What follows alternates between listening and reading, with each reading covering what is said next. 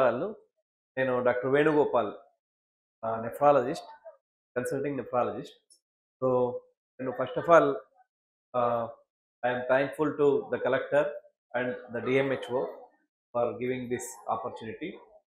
So, ఈ diabetes అనేది worldwide problem. So, most common cause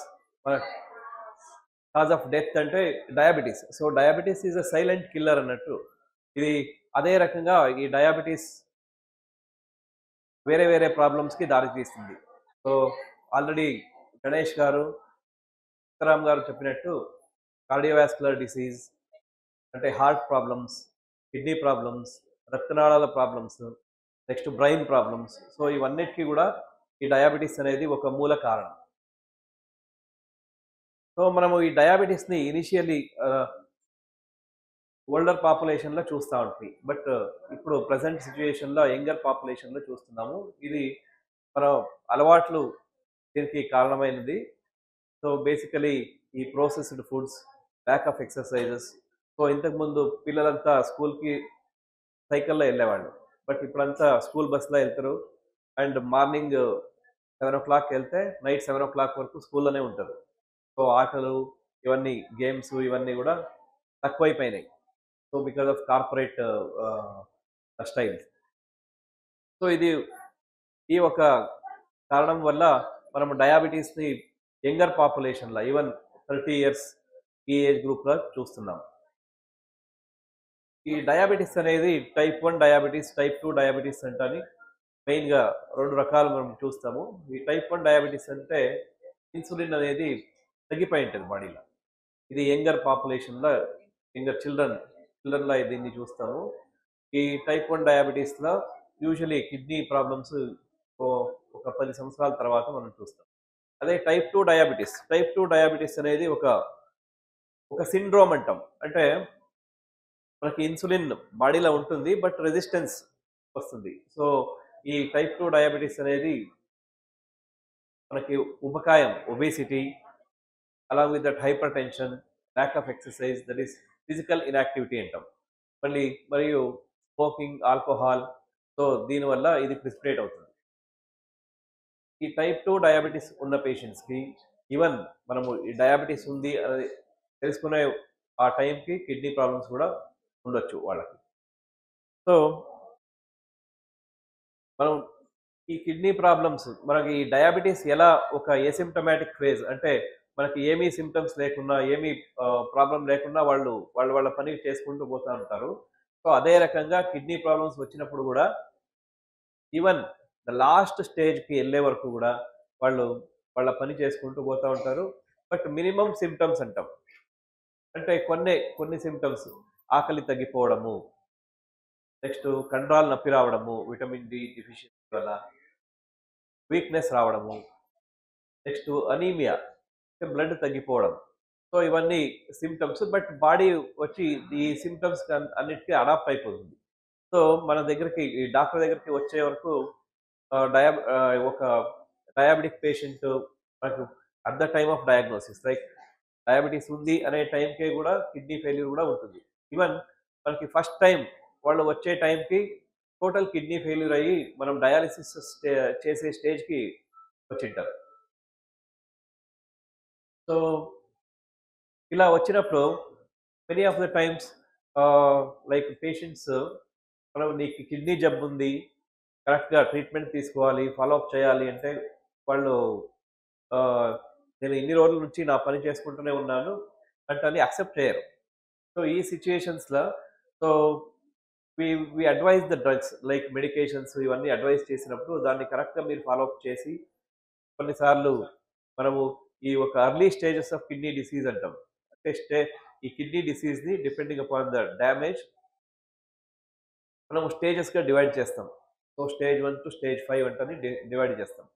so initial స్టేజెస్లో మనము medical line of management, medicals అంటే medicines ఇచ్చుకుంటూ దాన్ని మనము ఈ కిడ్నీ టోటల్ ఫెయిల్యూర్ అయ్యేదాన్ని పోస్ట్పోన్ చేయొచ్చు. సో ఇన్ కేస్ మీరు ఈ మెడికేషన్స్ తీసుకోలేదు అంటే డైరెక్ట్లీ డయాలిసిస్, అదర్వైజ్ కిడ్నీ ట్రాన్స్ప్లాంటేషన్లో ల్యాండ్ అప్ అవుతుంది. సో ఈ కిడ్నీ జబ్బు మనకి ఏ సిమ్టమ్స్ ఏ ఆహ్, ఇది కనబడదు కాబట్టి, తెలవదు కాబట్టి ఎలా మనము ఎర్లీ స్క్రీనింగ్ అంటాం. అంటే ఎలా తెలుసుకోవాలి అనేది చూద్దాం.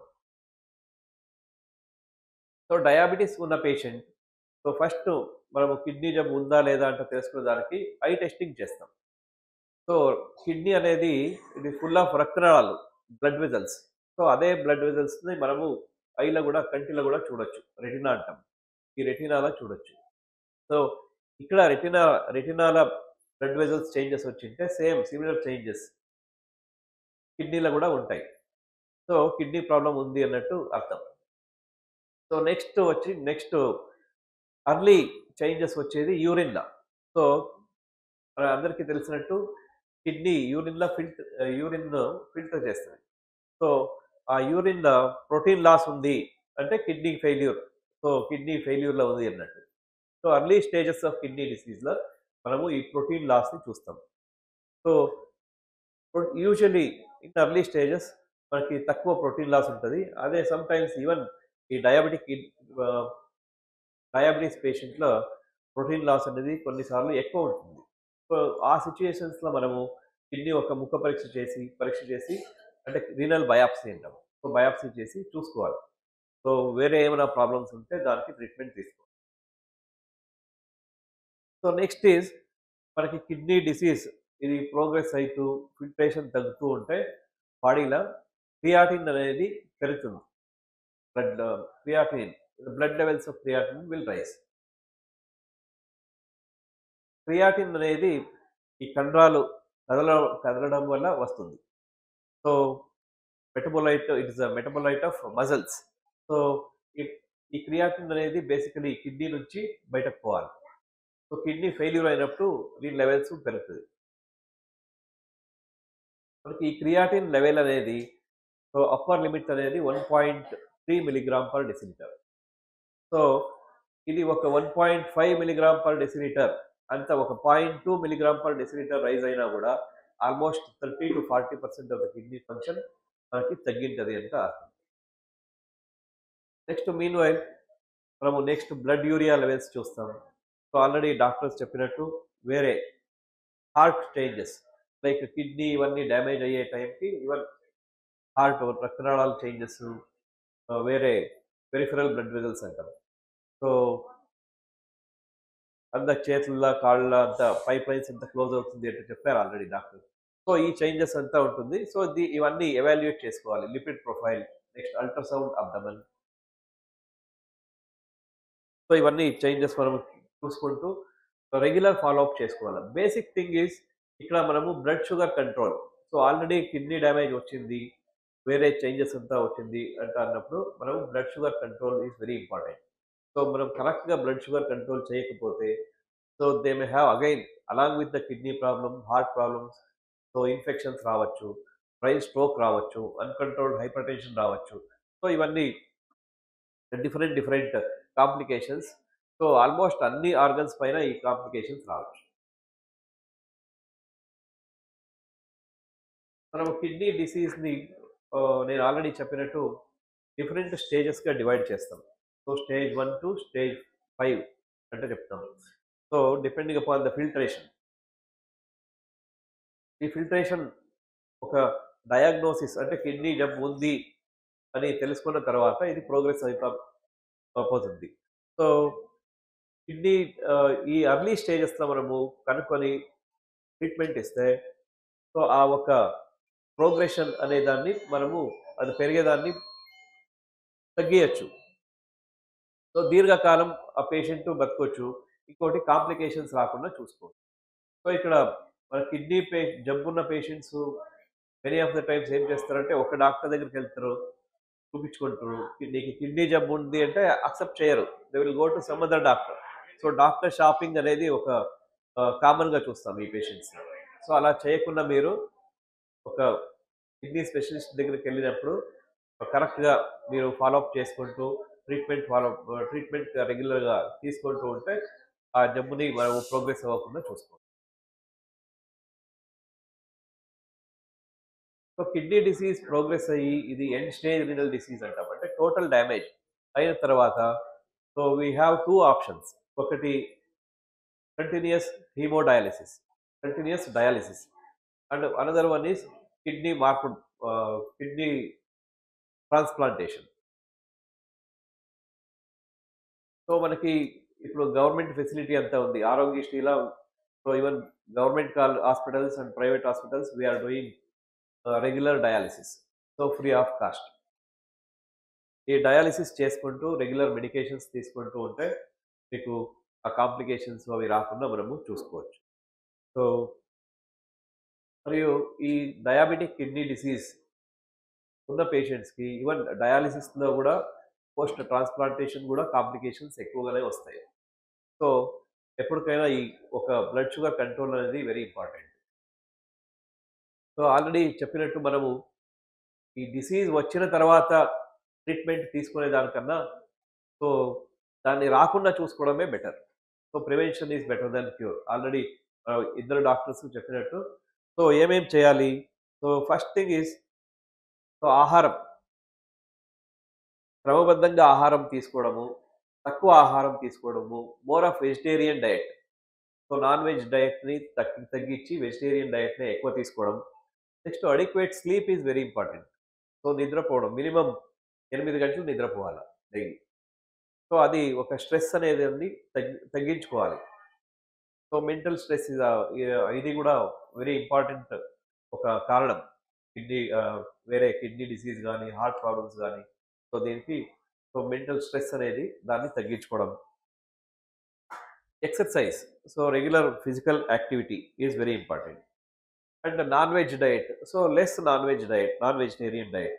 అండ్ మనకి in case already patient diabetes వచ్చింది లేదా కిడ్నీ డిసీజ్ ఉంది, సో ఈ patients they should have regular medications and regular followups with the doctors like concern endocrinology, heart, neuro, nephrology. So regular followup very important. So however ఒక్క మాటలో చెప్పేదైతే so prevention is better than cure rather than మనము disease వచ్చిన తర్వాత follow up చేసుకోవడం దానికన్నా. So ఈ ఒక అవకాశం ఇచ్చిన అందరికీ ధన్యవాదాలు. Thank you.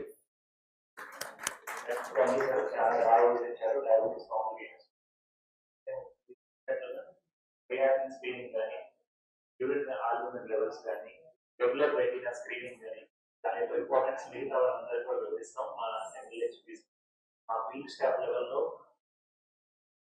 కిడ్నీ స్క్రీనింగ్ గురించి దాని ఇంపార్టెన్స్ సార్ క్రియాటిన్ లెవెల్ ఎన్ని నెలలకు ఒకసారి చేయించుకోవాలి?